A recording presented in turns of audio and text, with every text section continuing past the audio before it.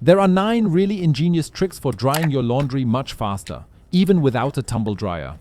In this video, I'll show you exactly what heat has to do with it and what else you should definitely bear in mind.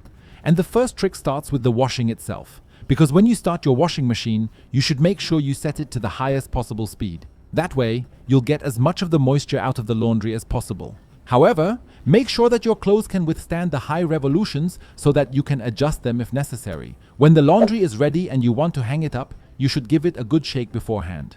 This is because we also manage to get some of the moisture out of the laundry by shaking it before we hang it up. Before I show you how you can significantly speed up the drying of your laundry with a few secret tricks, I'll show you what you should definitely pay attention to when hanging it up. Because of course you shouldn't just hang the laundry very close together like I did here. This gives the laundry significantly less opportunity to dry faster. It's best to always hang them a little further apart so that there's enough space for them to dry faster, as you can see here, at least if you have the space for it. You can also place individual items of laundry on the radiator, for example.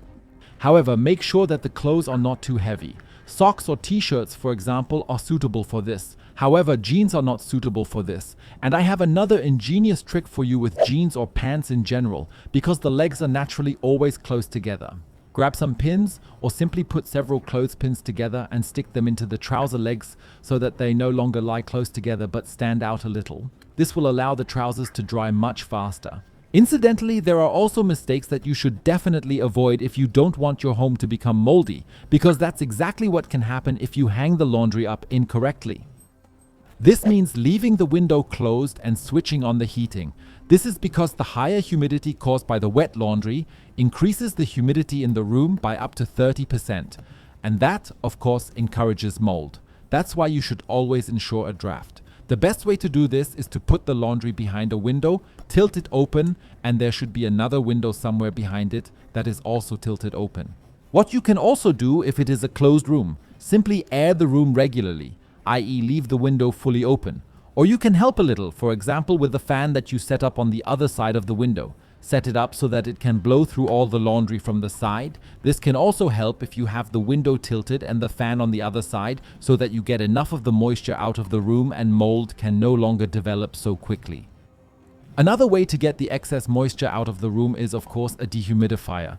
I'll link you to 3 devices for rooms of different sizes in the video description below. But of course we can also help with heat.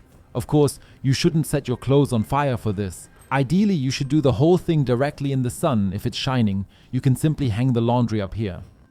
However, if it's not shining or it's winter, you can also use an iron to get small amounts of residual moisture out of your clothes if you need them quickly, for example. You could also use a hairdryer to help. Just make sure you don't get too close to the clothes to avoid heat damage. And of course, in the best case scenario, you should also blow dry the inside of the garment so that it dries much faster. But do you also know the following 10 mistakes when doing laundry that almost everyone makes, even though nobody should actually make them? Make sure you watch the video and check it out. Click directly on the image.